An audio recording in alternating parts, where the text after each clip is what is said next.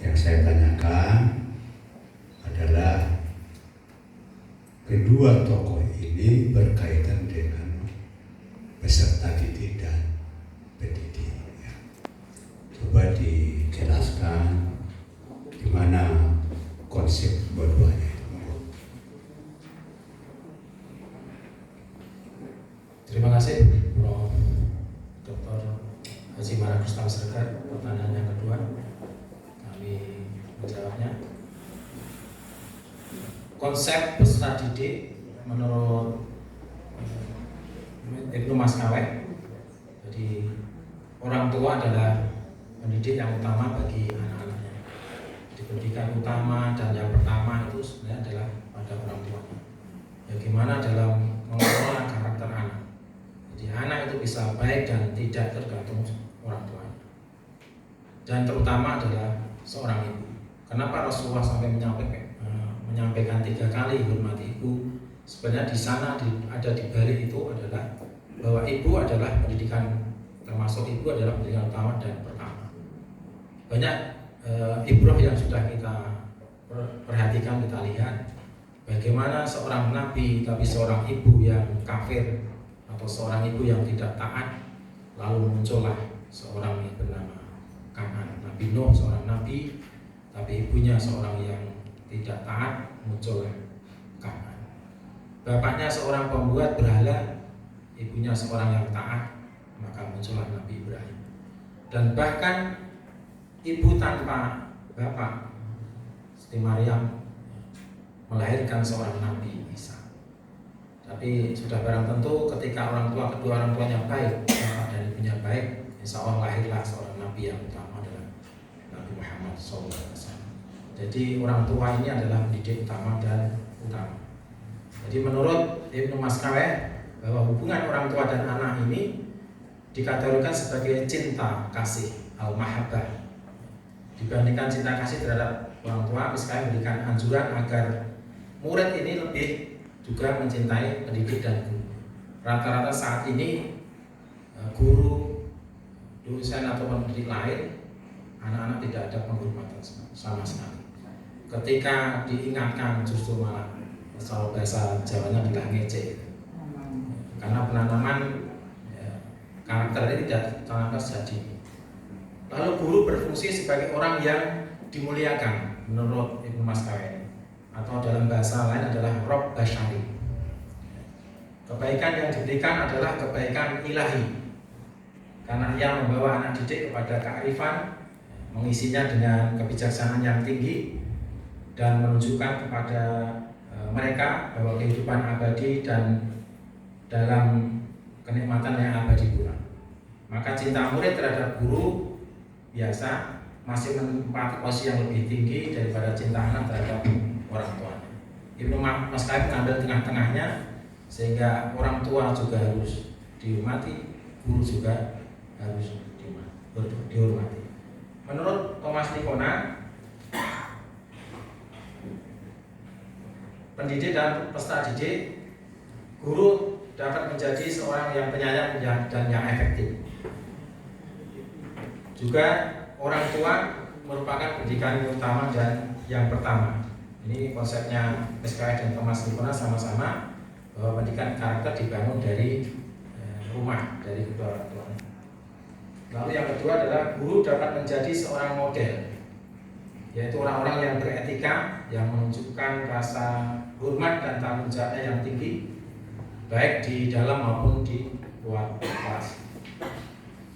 Lalu yang terakhir, guru dapat menjadi mentor yang beretika, memberikan instruksi moral dan bimbingan melalui penjelasan di diskusi di kelas, bercerita, pemberian motivasi personal, dan memberikan umpan balik yang korektif ketika ada siswa yang menyakiti temannya ataupun menyakiti orang lain. Sehingga guru selalu memberikan koreksi, evaluasi terhadap peserta didik ataupun murid. Demikian, terima kasih. Ya, terima kasih. Saya kemudian. Baik, terima kasih Prof. Dr. Siregar. Untuk kemudian terakhir dipersilakan kepada yang terhormat Profesor Dr. Haji Mulyono MPD untuk bertanya.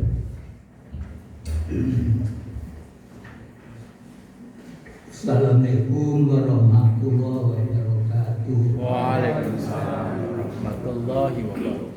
Pertama saya ucapkan selamat pada Romo Bendis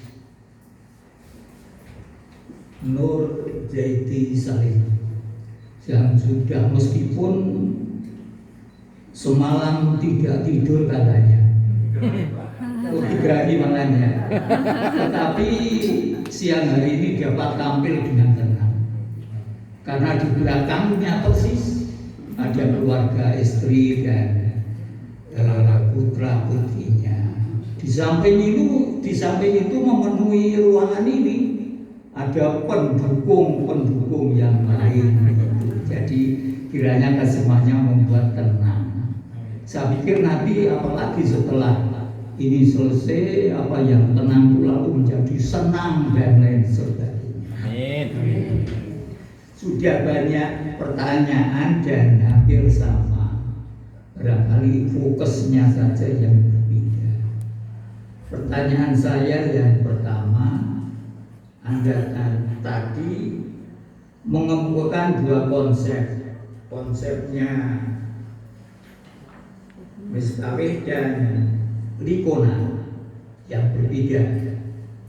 Pertanyaan saya, bagaimana pengaruh konsep kedua tokoh ini terhadap para pendidik atau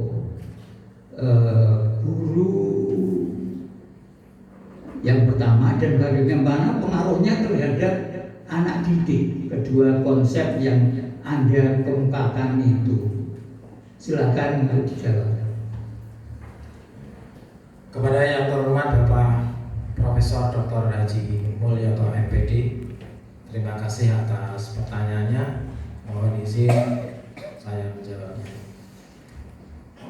Konsep pendidikan Ibnu Maskawih dan Thomas Likona ini dalam aspek pendidik dan ustadz didik sebenarnya sudah banyak dituangkan dalam beberapa peraturan, dan ini dituangkan di dalam peraturan Menak nomor 2, peraturan Menteri Agama nomor 2 tahun 2020. Di sana di pasal 1 bahwa penguatan pendidikan karakter yang selanjutnya disingkat PPK adalah gerakan pendidikan di bawah tanggung jawab satuan pendidikan untuk memperkuat karakter peserta didik melalui harmonisasi baik olah hati, olah rasa, olah pikir, dan olahraga dengan pelibatan dan kerjasama antara satuan pendidikan, keluarga, dan masyarakat sebagai bagian daripada gerakan nasional. Lalu penguatan pendidikan karakter ini dilakukan dengan mengintegrasikan nilai-nilai daripada agama Islam dalam kegiatan, baik itu kegiatan intras kurikuler, ekstra kurikuler, dan pengintegrasian nilai-nilai yang dimaksud adalah diselenggarakan melalui berbasis kelas. Jadi karakter ini bisa terbentuk juga di dalam madrasah atau sekolah, di berbasis kelas, lalu berbasis budaya sekolah dan berbasis budaya madrasah, lalu berbasis di masyarakat. Saya kira itu. Terima kasih. Baik, yang kedua, penelitian Anda termasuk penelitian pustaka, library research. Tadi ada beberapa teori, ada beberapa pustaka yang mendukung kedua konsep ini. Coba jelaskan pustaka-pustaka yang mendukung, mana pendukung Miskawih dan mana pendukung Likona. Silakan dijelaskan. Terima kasih Profesor Dr. Mulyoto MPD. Kami menjawab soal pertanyaan yang kedua. Hubungannya dengan data pustaka, banyak sekali kitab-kitab yang berkaitan dengan konsepnya ini Maskawih. Yang pertama adalah konsep akhlak menurut Al-Ghazali, itu bisa dijadikan juga pembanding ataupun dibandingkan ataupun bisa dimasukkan di dalam referensi tulisan disertasi ini. Juga termasuk konsep pendidikan karakter di Indonesia, termasuk pendidikan karakter Zaki Daroja, pendidikan karakter Ki Hajar Dewantoro, pendidikan karakter SM Asari. Semua tokoh-tokoh yang ada di Indonesia yang memiliki konsep pendidikan karakter bisa kami jadikan sebagai rujukan, sebagai komparasi. Lalu masih banyak kitab-kitab lain, termasuk dari buku yang ada di Indonesia, yaitu Doni Kusuma, pendidikan karakter strategi mendidik anak di zaman global. Lalu M. Furqan Hidayatullah juga ini mengangkat tentang pendidikan karakter Ibnu Maskaweh, dan yang lain masih banyak, termasuk Barnawi Arifin. Ini juga buku yang kami jadikan rujukan untuk pendidikan karakter. Saya kira itu. Terima kasih. Baik, saya kira dari saya cukup Pak Ketua, saya kembalikan pada Ketua. Terima kasih. Baik, terima kasih Prof.